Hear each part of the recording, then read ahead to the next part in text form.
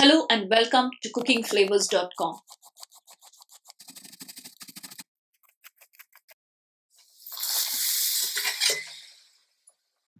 For today's recipe, let's take a look into the preparation of a very simple tomato pappu or tomato parupu, or also commonly called as Dhal Tadka.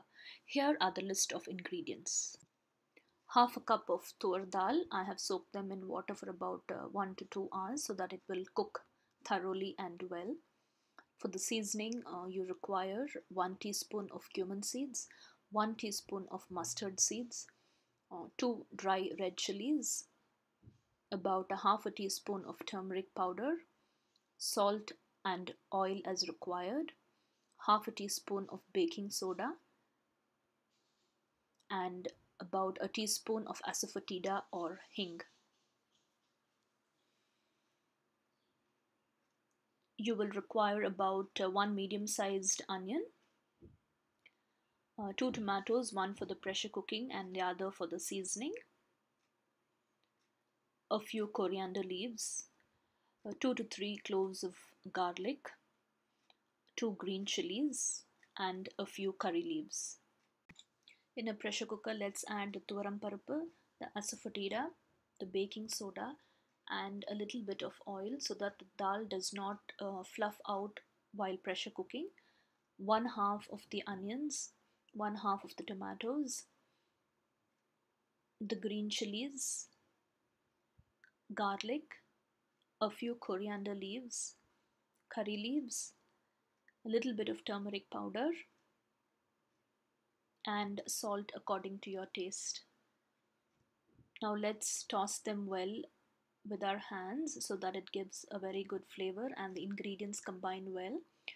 Add water just enough to immerse the dal and the other ingredients. Do not add too much of water because the dal will not cook properly. Now let's cover it with a lid and switch on the gas. We'll put on the weight and allow it at least 4 to 5 whistles. That will do because the dal has been soaking well and we've also added baking soda, so there's no worry that the dal will not cook. Let's wait for the whistles. After 4 to 5 whistles, I switched off the stove and waited for the pressure to release. Once the pressure has released, I'm opening the lid, and this is how the cooked dal looks like. It has cooked perfectly to the consistency that I want. You can see the grains of the dal, but it's perfectly cooked. It feels nice when the grains of dal are still there. It feels nice in your mouth to taste.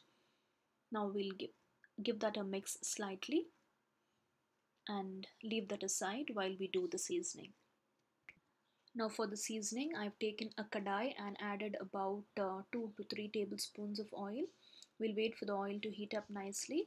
Once oil is hot enough, I've added the 1 teaspoon of mustard seeds. We'll wait for the mustard seeds to completely crackle, and then I'm adding the cumin seeds, the dry red chilies. I've also added green chilies while pressure cooking, so take note of that and adjust this according to the spice level you require.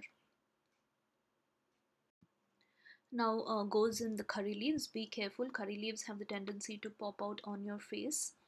Now I'm adding the crushed garlic. At this point you can also add coriander leaves. I've forgotten about it, so you can add it here. Now we'll add the onions, and I've added a pinch of salt to it so that the onions will fry faster. We'll give them all a good mix and wait for the onions to fry and leave out their raw smell. Once that is done, I'm adding the other reserved tomato which I reserved for the seasoning. I'm smashing it slightly in my hand because it gives a very good flavor.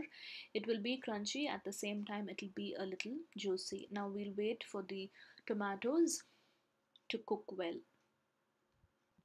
Now the tomatoes have cooked perfectly and the seasoning is over. Now I'm transferring the entire cooked dal into the seasoning.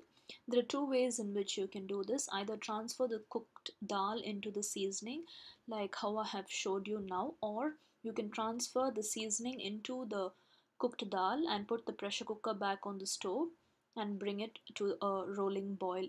Either way will work perfectly fine. Now we'll wait for this dal to come to a nice boil.